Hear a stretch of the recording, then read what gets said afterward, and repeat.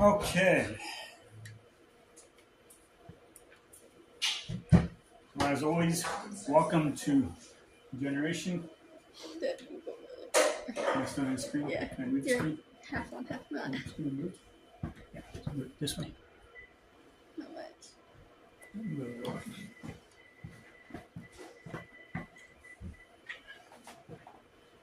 That work? Mm-hmm. We can push it back a little bit too.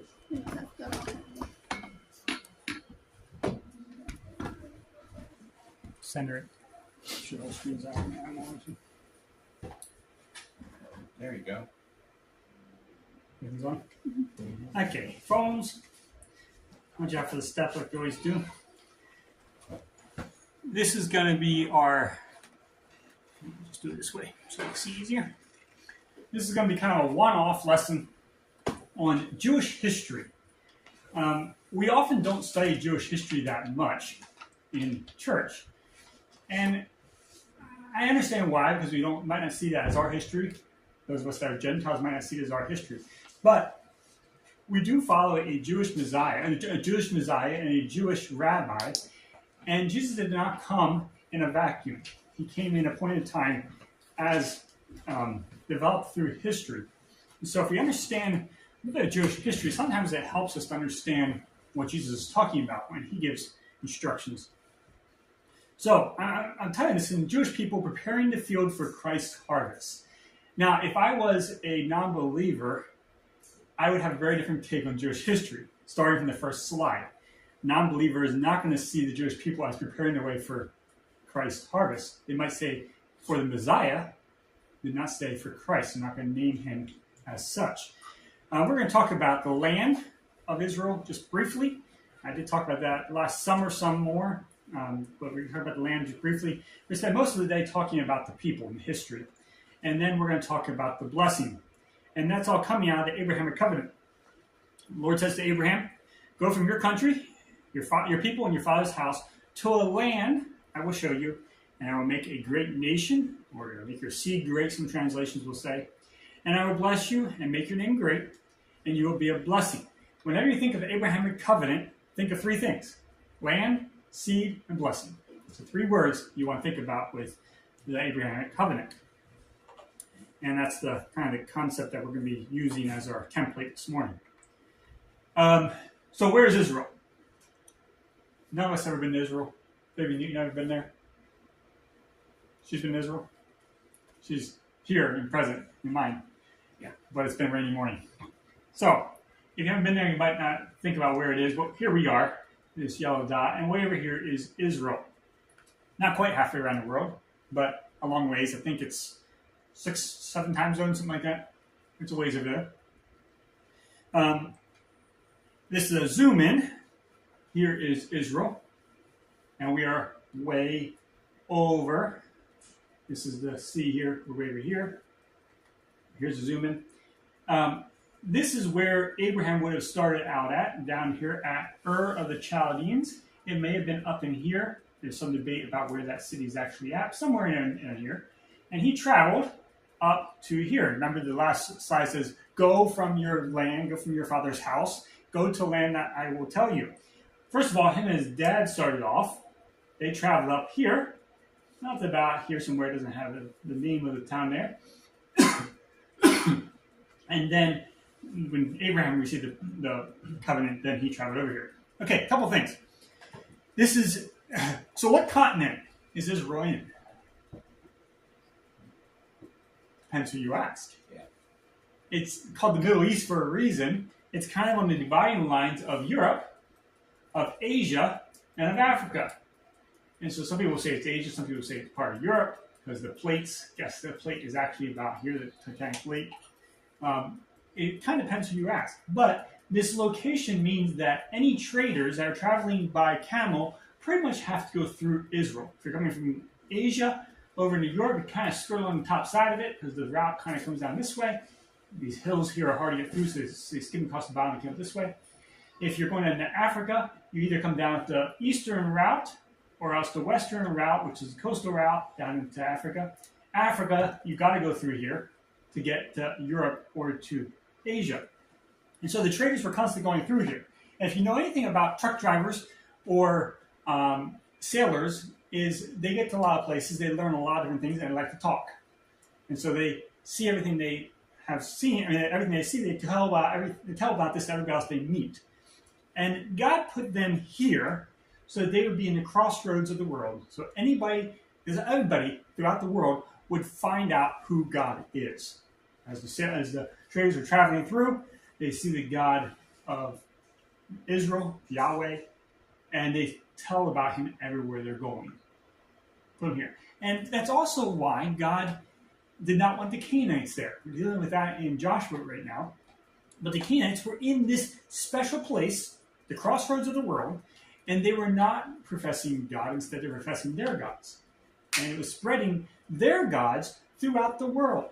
So God removed them, put Israel there, and Israel was supposed to tell the world about their God.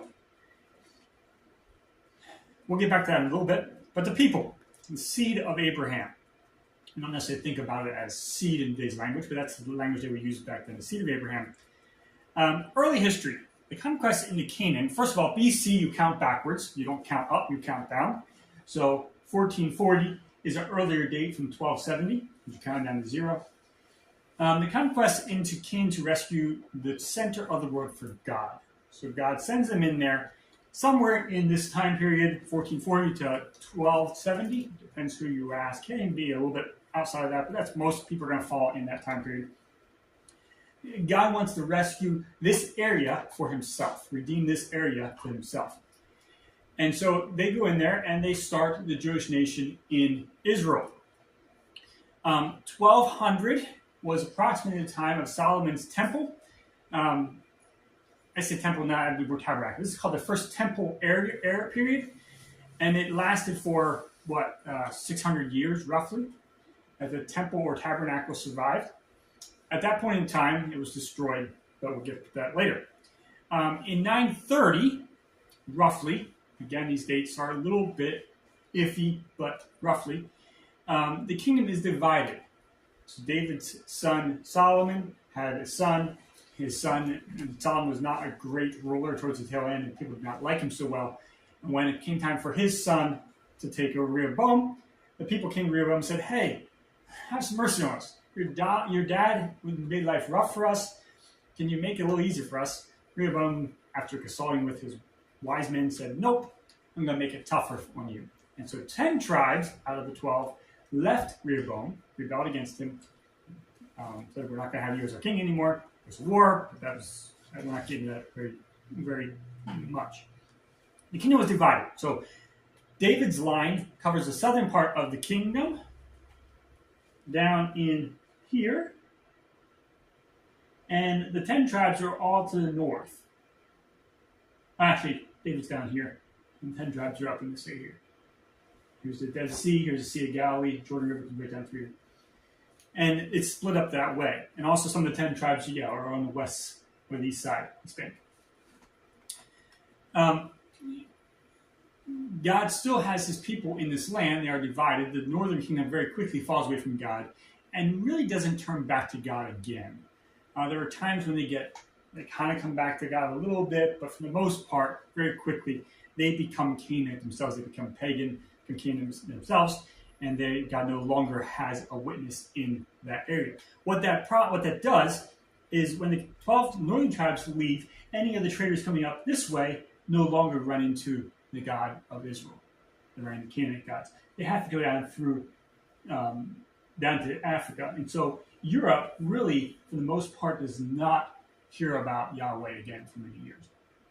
Most of the traders going out of Asia and into this way or into this way, and if this is no longer up here, no longer Yahweh followers, they're not hearing about it. Okay, we gotta keep going because I got a bunch of slides. So people will become Canaanite. This is First Kings is much later, and this is the point in time when pretty much most of Israel has wandered away from God. Ahab was northern king. He did more evil in the eyes of God than any of those before him. He's considered the worst king until the next one, kind of. Now he was about the worst king. God sends Elijah to be a witness to his own people. He no longer has his people as a witness. He has to send a prophet to his own people. The people have rebelled against God, and they have joined force with God's enemies. They have become Canaanite themselves, and that's a big problem. Okay, middle history. The Syrians. Should put a map in here. The Syrians are to the north, and they invade down into Egypt, and they conquer the northern kingdom at this point. The Syrians were brutal. They killed and maimed, and they were brutal people. And they conquered the northern kingdom. The northern kingdom really got hurt badly by this. Eventually, the Babylonians conquered the Syrians, and eventually the Babylonians came down and conquered the southern kingdom. So between 720 and we're going to say 580, give or take a few years, all of the Israelites are conquered. And there's more wars that happen in there, but they are displaced, they're taken away. And there's some people that stayed, and some people at that point in time fled down to Egypt. So there's a dispersion that's starting to happen already. But for the most part, the Israelites are gone. There are other nationalities that are brought in to occupy the land. Later on, you run into the Samaritans, who are people that are brought into the land. And then roughly around 539 BC, the Persians, who had conquered Babylon, issued a decree sending these people back. And it was not just the Israelites that got sent back, it was many different people that got sent back. So, regroup, Syrians were the first, Babylonians conquered the Syrians, the Persians conquered the Babylonians, and eventually the Persian king Cyrus the Great issued an edict allowing the Jews to return to the land of Israel. Only about 10 to 20% of the Jews that were in Persia returned. Most of the Jews, and that was only the ones that were in Persia, most of the Jews, probably 95, 98% of the Jews, never returned to Israel. They are spread throughout the world. The lessons the returning Jews learned in captivity. Number one, do not become Canaanite. Become Canaanite, we're going to lose our land again. Stay faithful to the Torah is another thing they learned. And then the last one was, be ye holy, for I am holy, is a quote from Jeremiah. Separate yourself from evil. And so they put strong barriers between them and the outside world. What they should have learned was what God originally wanted to learn. In you all the nations will be blessed. Be a blessing. Tell others about me. Bring the stranger and foreigner into the Father's house of the Be'av. Adopt them in like Rahab and like the Gibeonites. Bring them into your house and teach them about God. Don't let them teach you about their gods. You teach them about your God. Be proactive. And then keep yourself pure, and promote Yahweh to your neighbors. When it says be ye holy, it does not mean separate yourselves, but be ye holy inside, is what they were supposed to learn. But they did not. They learned the first lessons, and we will see the ramifications of the first lessons pulling down into Jesus' period. God's people failed to make a place where people could come and learn about God. And so, God dispersed them throughout the world to demonstrate this God to every nation. That's kind of a powerful thought. They didn't do what they're supposed to do, so God said, fine, if you're not in my land doing what I want you to do, then go everywhere, and everybody will learn about me accidentally just by seeing you. In a place where you're a stranger and pilgrim, someplace you don't belong, they will learn about your God there. Diaspora is a Greek word, that means dispersion. Most Jews would talk more about an exile. They would use, I forget what the term is, but they would use more the idea of an exile.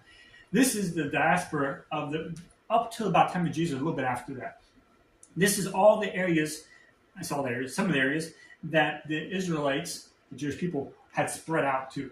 They're down into Africa. In fact, they're even down into Ethiopia, which is down here. They're much farther east from here as well, but this is the main settlements. You see, they're even up in here in Britain. That's a long ways from Israel. And it's on an island. So they went a long ways. They were spread out, some by force, some by wandering, some by trading, but they spread out and they formed these little colonies all over the Mediterranean world. That diaspora is still happening today, though in some ways it's starting to reverse now and come back. And we'll get into that later. this is one illustration of the diaspora. This is a place down in Ethiopia and then down into South Africa. And I'll have the map. Well, actually, I think, no, I thought I put maps in here. Maybe I didn't. This is a very interesting group. It's the Ethiopian Jews. As you can see, they are black. Jewish people are darker than us, but they're not dark. They're fairly white. They're more like Arab coloring. Even the nose shape is very similar to a Jewish nose shape.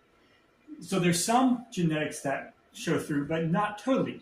In recent years, they've done a fair amount of DNA testing on the Beta Israel, and they found that there is definitely some markers from as Israelite markers in the DNA. But there's also some other markers as well from other groups. Who are they? Where do they come from? Well, the other night, Wednesday night, we talked about it might be the Gibeonites. We read about in Joshua about the Gibeonites. Quite possibly that has some of the DNA. Maybe earlier diaspora. The Queen of Sheba probably came from this area, and she came up to Solomon. Possibly some Jewish people went back with her, don't really know. But somehow the Jewish faith got down there, as well as their genetics, so they actually traveled down there.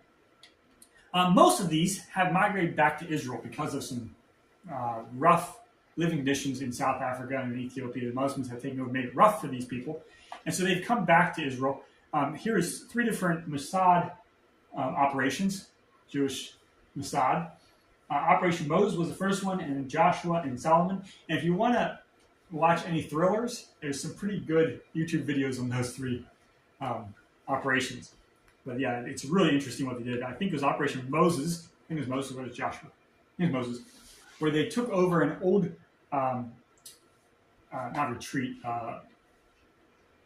what's the word you have? People that come and visit it. Can't think of the term I'm looking for. But they took this thing over and built it up and made it really colorful and sent advertisements all over the world to come here and visit this place. But it was really an undercover operation. In daytime, the staff there were actually Mossad agents, and they would take care of these wealthy guests that were coming in. At nighttime, they would hop in their buggies and go out and rescue these people that were in staging spots out in the desert, bring them back, put them in boats, and ship them out there. It's kind of interesting.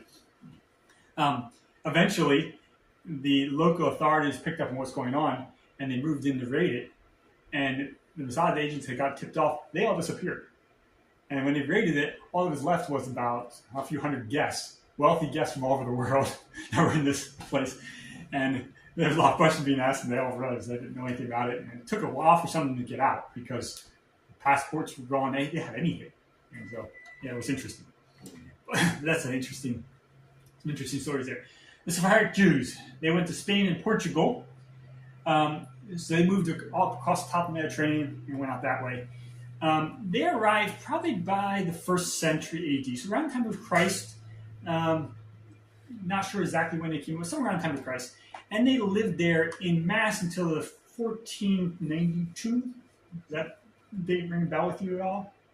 Columbus sailed the ocean blue. Yeah. Somewhere around there is when they were expelled. Some of them still stayed there, and there's some there that are still there today.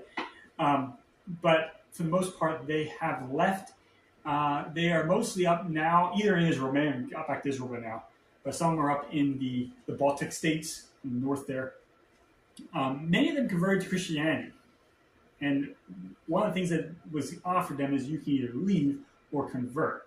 But most of them, many of them had converted to Christianity actually very early on. When the gospel got there through Paul and some others, you had these Hellenistic Jews, which get that term in a little bit, that were living in these places, and they heard about this Messiah, and many of them converted right away. And that was some of the reason why Spain was such an early place of Christianity, was the Sephardic Jews. The Chinese Jews, there's Jews living in China, and there are. They arrived somewhere around 700 to 950. Overland routes, probably, traders. Most likely, they arrived there as traders, and then they set a base up there, a kind of trading post where they can get the goods, and so when other traders come in, they don't have to find the goods, take back, they have them ready to ship back. But they stayed. It was mostly men that went there. They married Chinese women, and thus you can see they look like Chinese. Very similar. Again, the nose is not quite, it's more of a Jewish nose than a Chinese nose. It's one of the markers, genetic markers of most Israelites. But they are mostly Chinese Jewish half-breeds now, crossbreeds. The DNA, there's some markers, and I read some stuff on this, but I don't quite understand DNA testing. But there is markers that show that the male line is mostly Jewish, while the female line is mostly Chinese. That's kind of interesting. Judaism passes down your Jewish heritage through the female lines, how they consider if you're Jewish or not. So Matt is Jewish. His children are not considered Jewish because it goes through the female line. They pass it down through the male line. And so most Judaism does not consider these people as Jewish, but they consider themselves Jewish. And you can see this is something they held on to, like the yarmulke right here.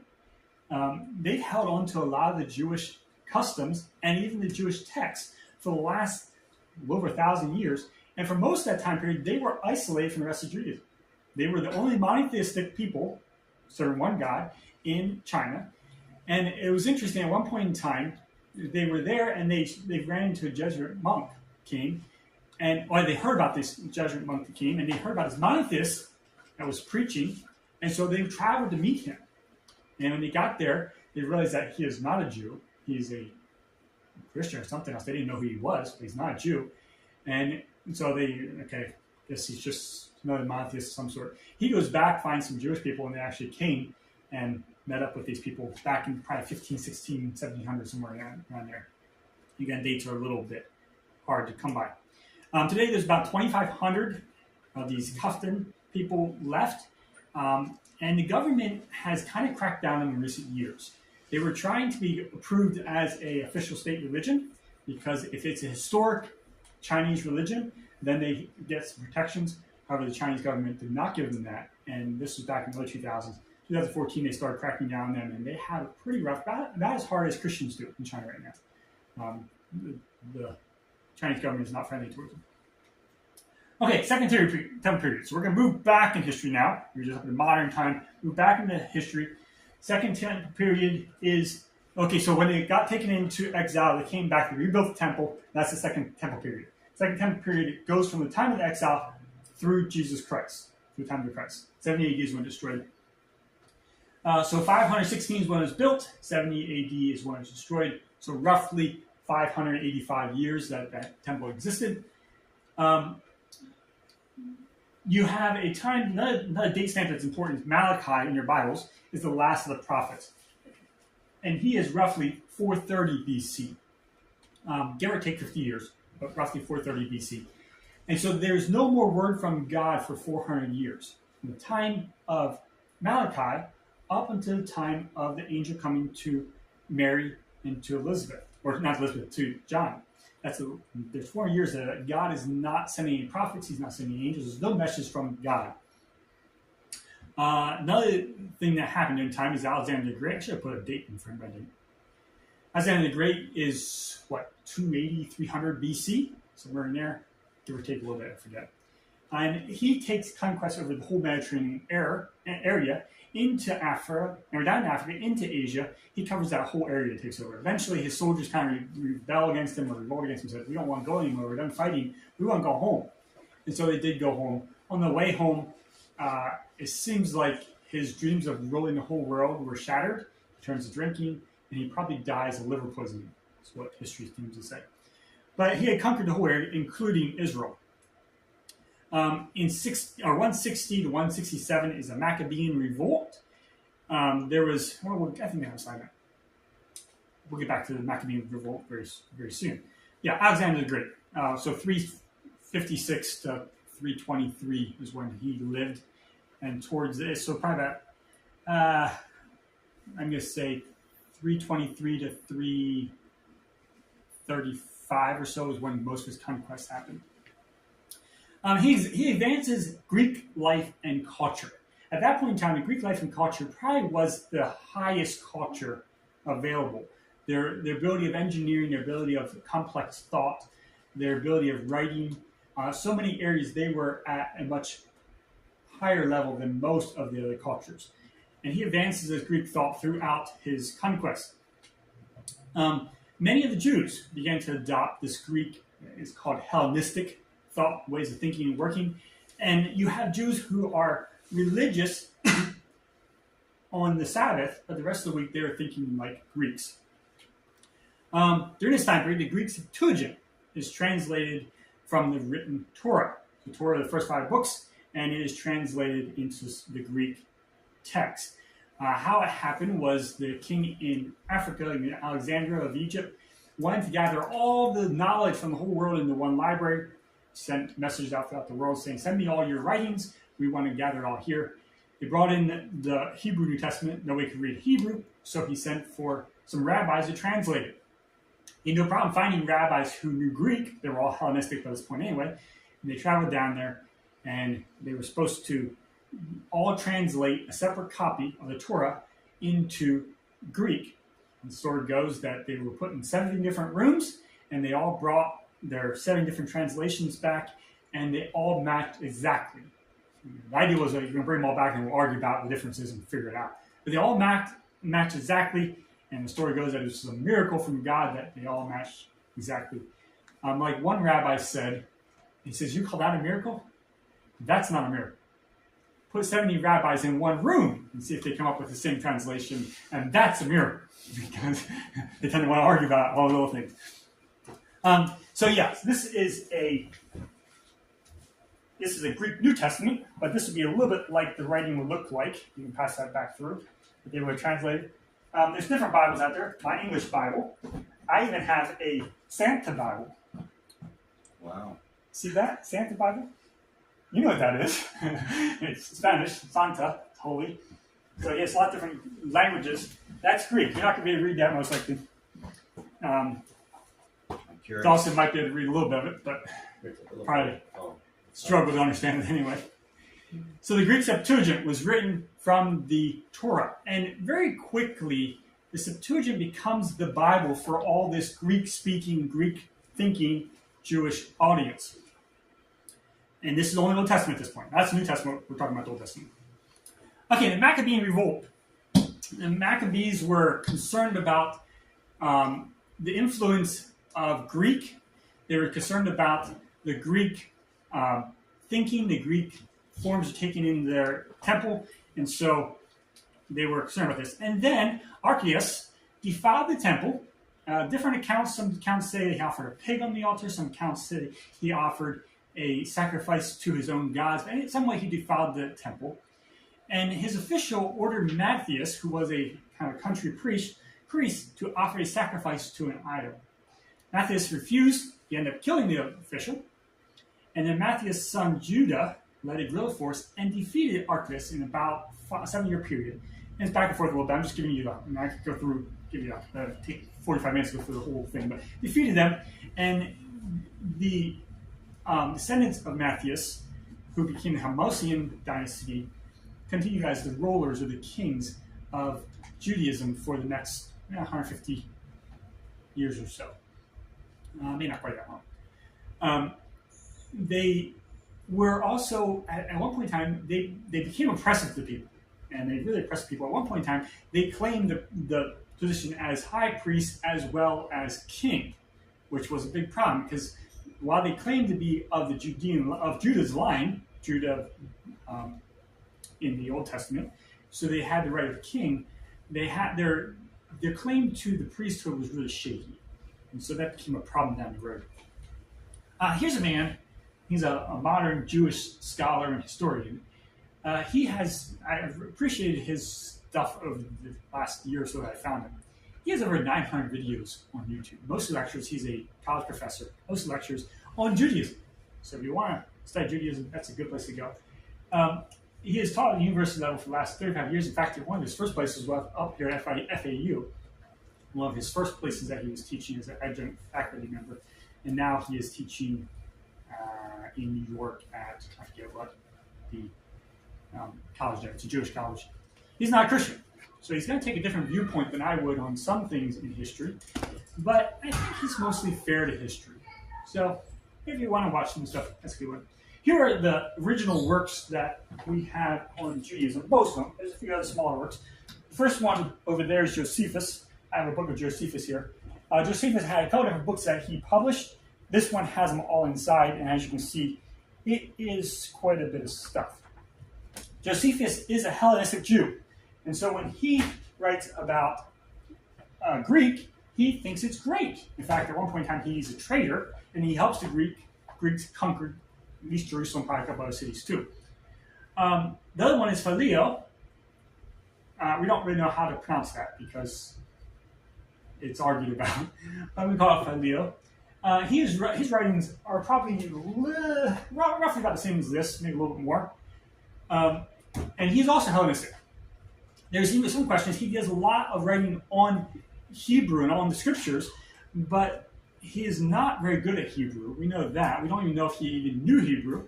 He probably was actually relying on rabbis around him to give him some terms in Hebrew. He's Greek speaking. He writes in Greek thought. It's not Hebrew. Last one, the book of the Maccabees. This is Jewish. It's not Hellenistic Jewish, it's the other wing. And they also give the history of this time period. So these are the three different books that kind of give the history of this 400 years and a little bit after time period of Israel history. Okay, let's go into Torah.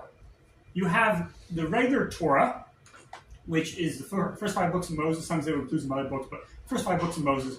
You could say the Old Testament. Sometimes the Torah is used a little bit expanded, saying all the Old Testament. But then you have the Midrash, which is the rabbi or the teachers. It's called the teachings. The teachings or discussion on the written Torah. And it's interesting. If you read it, you'll find lots of contradictions in there because it is rabbis, teachers arguing about what these texts mean, how they should apply them. And so one will say, you should do it this way. And right beside that will be those saying, no, you should do it this way. So which one's right? The idea is you're supposed to wrestle with the text. And you're supposed to find a way to apply this text. The Mishnah was much later. I have down here 200 AD. That's the best dates I could find on it, but I actually think it's probably earlier. The Mishnah was developed. It was put into a written form in 200 AD. But probably it came down as an oral tradition from many years earlier, that, possibly 500 years earlier. That. And this was more of, I'm going to say, a prayer or a songbook, maybe along the lines of our Proverbs or Psalms. This never was in their Torah, but it was the oral Torah. And as we get later on, we'll realize that we'll see that some people actually saw this as almost scripture, while others rejected. Yes. The Talmud is another name. This was compiled in 200 AD when the Mishnah was written down. They wrote it all down, the Midrash and the Mishnah, and it's 2 different copies of the Talmud. So we don't know what the exact early one was. It's possible that they wrote it down 2 different places, but it's probably more likely that an early copy went to Babylon or went to Jerusalem, probably to Babylon, and then got altered. The Babylonian Talmud and Jerusalem Talmud do not agree. The texts do not agree. They're not the same. But they do talk about the same topics. And some places they do agree, some places they don't agree. So the Talmud is sometimes referred to as the Mishnah and the Midrash kind of compiled together.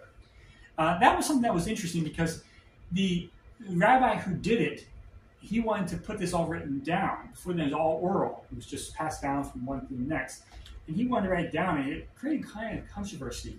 Do you codify the oral Torah in the same way you do the written Torah? Do you make the oral Torah, written Torah? At that place, people were concerned that it was going to become like the Old Testament. And so it was very controversial. They did it, and some people accepted, some people didn't. Okay, political parties at the time of Jesus. Sadducees, I'm going to call them the traditionalists. They were the high priest line coming down through. They were aristocrats. They were a very select group. They had very distinct clothing. They were very wealthy. They were often Hellenistic, which would be, it's interesting. You would think that the high priest, the priest line would not be Hellenistic, but no, they were.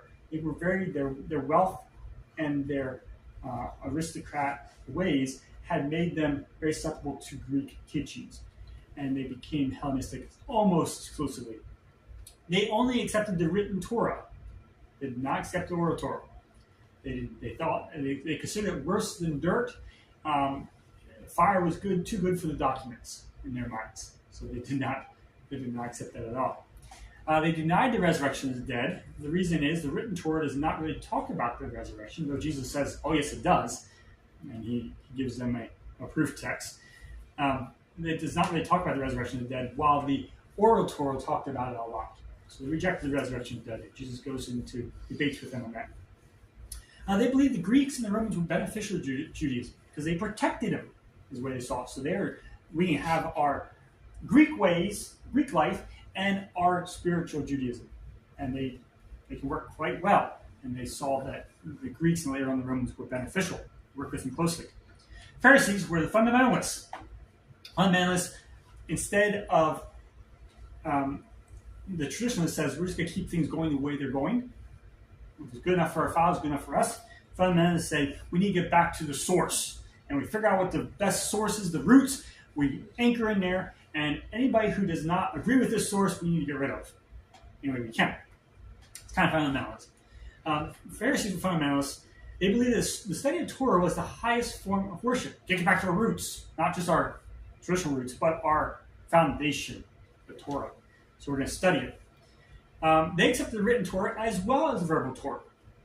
And they did not elevate the verbal Torah at the same level as the written Torah, but they did elevate it pretty highly.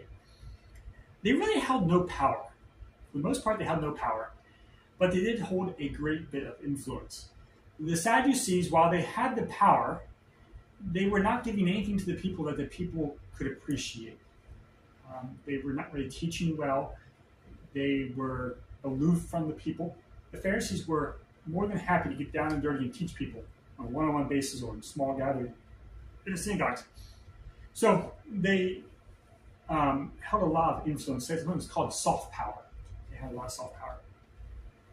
And even up to the modern era, Judaism is largely influenced by Pharisaical thoughts and practices. If you walk into a synagogue today, the way they did it today would be very similar to the way the Pharisees would have done it in Jesus' time. And I'll go even a step farther. I will say Christianity, the way we practice our faith, is also very much structured after the Pharisees. So let's not look down on the Pharisees too hard. They had some problems, especially as time went on, but we have followed their model for the most part, as far as teaching, as far as instruction. Even our school systems are very closely structured after Pharisaical thought. Pharisaical can be a bad term, meaning somebody who is saying one thing and doing another thing, but it's also can be referred to as just somebody of Pharisee origin. And I'm using it in the better term here. They believed that the Greek and Roman rule was tolerable for Judaism.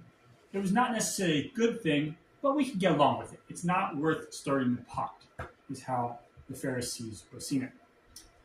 The Zealots, they were a progressive group. They said, if we can dream of a better tomorrow, then we can make it.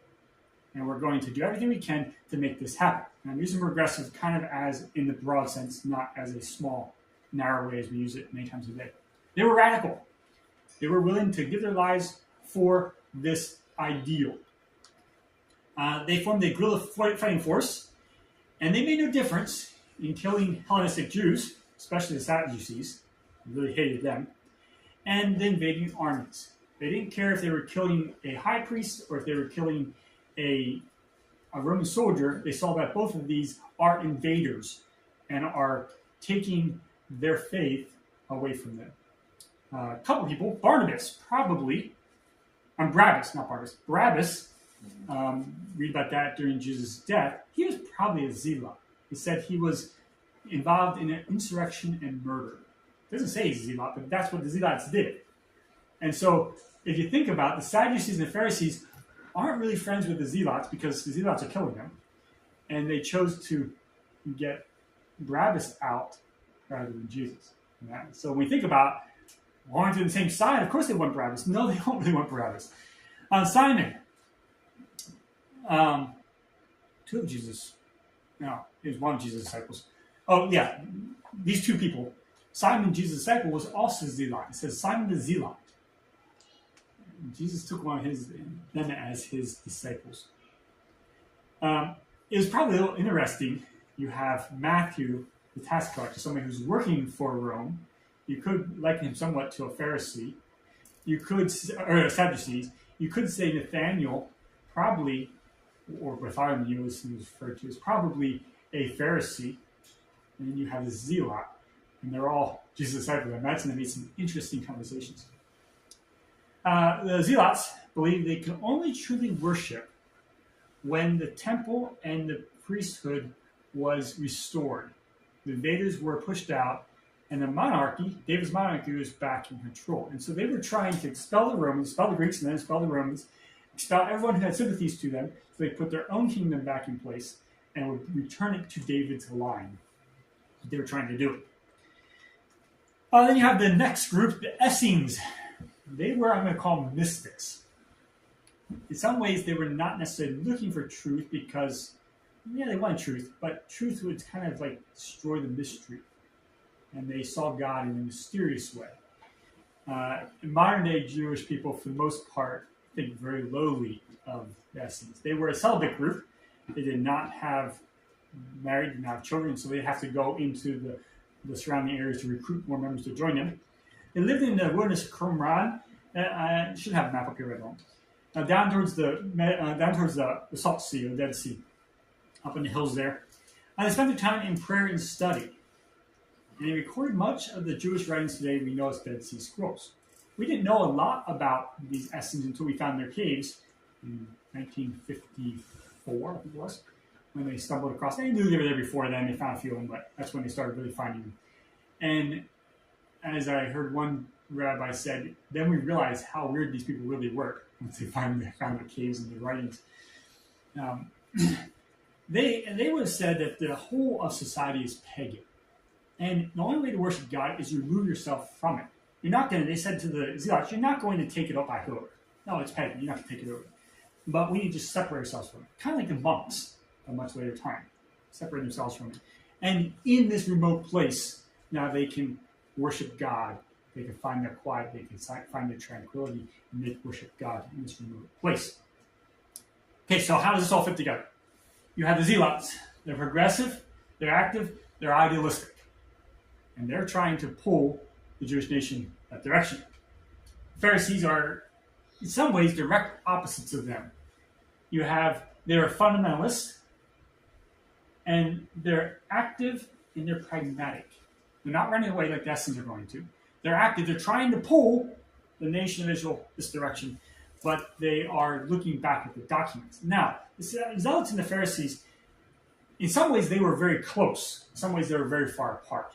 The Zealots would have thought of Scripture very much the way the Pharisees thought of Scripture, but they did not think of life in the Jewish nation the same way.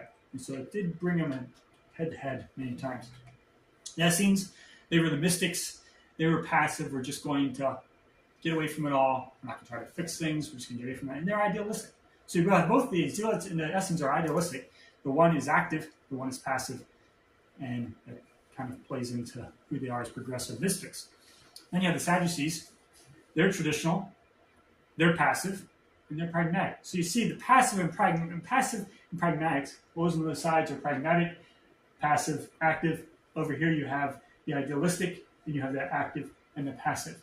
And they're all trying to pull Israel their direction. It's four rolling parties or four parties of thought, and they're all trying to pull Israel, trying to pull the worship of God their direction. They're saying, this is how you worship God.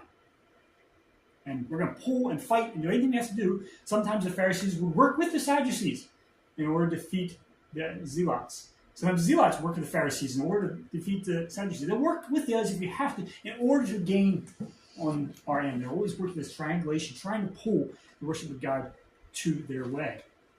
They're forgetting what worship of God is like. God is one. Love the Lord God with all your heart, with all your soul, and with all your strength. They're forgetting the Shema, though they quote it day after day after day after day. They're forgetting to live their life by the Shema. Instead, they're trying to pull Israel and the worship of God their direction. The rabbis. During Jesus' time, just before Jesus' time, you had a lot of the rabbis. Most of them were Pharisees. Almost all were Pharisees. This is their education. What time is it? Got a little bit of time. I might have a short discussion time today. This is education of all Jewish people. And I actually have this. You can pass this around. You can read it later, but there is a copy of that. As early as age 3. How old is Benjamin? He's 3? 3.5? As early as age 3, they would begin memorizing the book of Leviticus at home. You read Leviticus lately? It's not the easiest book to memorize. And usually by the time they were 5, they would have Leviticus memorized as well often the rest of the books of Moses. Genesis, Exodus, Leviticus, Numbers, and Deuteronomy. Is a good chance by the time they were 5, they would have those memorized. If they didn't have memorized, they would learn it in Beth Shefer. That was their local elementary school. And they're learning to read. They're learning the law. Because if you learn to read, you learn the law, you can learn what you need for life. And so they are memorizing this. By age 10, they had memorized the books. Most had memorized the books of law. Probably some slow students might not, but they would have memorized by that time. Most of the girls, and all the girls, most of the boys, would leave school and start a trade and support them through life. The girls would go home, learn how to keep house. The boys would go work as a tanner, or as a potter, or whatever else was available to them. And the boys did not pick what they wanted to do. Dad picked that for them, or Mom picked that for them. They would see what they thought they were skilled at, what opportunities they had, who would take them on to learn the trade, and they would go to work, age 10. A few, the brightest and the most passionate, would stay behind and would begin Mishnah, or the study of the prophets. And that study of prophets simply means, for the most part, you're memorizing. You continue to memorize. Age 12, the boys that were left, most of them, would drop out by age 12. They would join the men in the study of the prophets. So the ones who dropped out, ones who aren't actively in school anymore, every evening they are studying Beth Midrash at evening school, while also learning a trade. They're studying the law, the prophets, but also the oral Torah. Spend a lot of time with the oral Torah at Beth Midrash. In fact, possibly it was all oral Torah, but mostly that anyway. Age 15, the best students, maybe 1 out of 300, that's what it's often thought of. 1 out of 300 students that was started would still be in school, and they would begin studying the Talmud or the rabbinic interpretations. Now they're not just getting a little bit of a song, learning one night at Beth Midrash, evening school. Now they're actually studying, memorizing, and wrestling with the text. From there, a few would continue on. They would find the rabbi, and they would ask the rabbi if they could follow him. The rabbi would also say, "Yeah, come with me for a couple weeks. If you like it, you can. If it seems like it's working, you can stay with me. Otherwise, go find a trade." The rabbi never approached the students. This is something different from Jesus. Jesus was a rabbi as well, and he did went out and called his students. And that paper kind of goes into that a little bit, I think. But it's very different from the way the rabbis would have worked. There's even a Jewish legend, that Jesus was a Talmudim, or disciple of a rabbi, and they had a falling out. And I'm not going to go into all the details of it, they had a falling out. And Jesus went off this way then, in kind of a rebel way, after he had his falling out. That's how the Jews will tend to excuse Jesus as Messiah. But this idea of rabbi is something that's very much part of the Jewish system in Jesus' time. And it's helpful for us to know about that. Okay, the Messiah. Remember, the last part is the blessing. The Messiah is going to come. You're going to be a blessing. You are going to be blessed, and you're going to be a blessing to the whole world. People prepared for the Messiah. In the time of Christ, the Jews were following the letter of the law closer than any time in history. This is coming from a number of different sources, some Jewish, some non-Jewish. But the idea that they are following the law, 5 books of Moses, as closely as they can, is there. One of the things that they're doing that was not done for the most part was the Feast of the Tabernacles. It was only observed maybe twice in the Old Testament. Even during David's time, they were not observing the Feast of the Tabernacles. But during this time, they are. They're following the law to the letter. Not necessarily the spirit of the law. Some of that they're lacking a little bit, but they're following the letter of the law. The diaspora has scattered Yahweh's followers throughout the world And these were prepared people for the gospel. They had the idea of monotheism. They had the idea of the Old Testament. And they were just ready, looking, waiting for a Messiah. And so when the word that Jesus is the Christ and Messiah got to them, many of them fell in line right away and jumped on it. Many of these Hellenistic Jews were not really welcomed back into Israel. Some of them had forgotten Hebrew. They were not really welcomed back into Jerusalem, welcomed to the feast. And so when they had a Messiah, it was an easy way for them to find God. And they jumped on board. And that is some of the reason why Christianity spread so quickly. The concept of rabbi and discipleship was a great construct for Jesus to work and work under. And this was something that was not there during the time of the Old Testament, but it was there by the time that Jesus was there. And I think God intended it, God developed it, but that gave Jesus a great framework to walk under, work under, and for everybody to understand who he was. Nothing that was happening at this time of Jesus was religious passion was very, very high. There was about a half a dozen competing messiahs during Jesus' time. They would say, "Oh, I'm the Messiah, follow me," and they would follow him, and eventually they'd be killed. And this, you even see this at one point. The high priest is talking about this, about Jesus. He said, if this is of God, you're not going to fight against it. And if it is not of God, then, and if it is of God, you're not going to fight against it. If it's not of God, it's going to fade like all the rest fade. It's just another fake Messiah.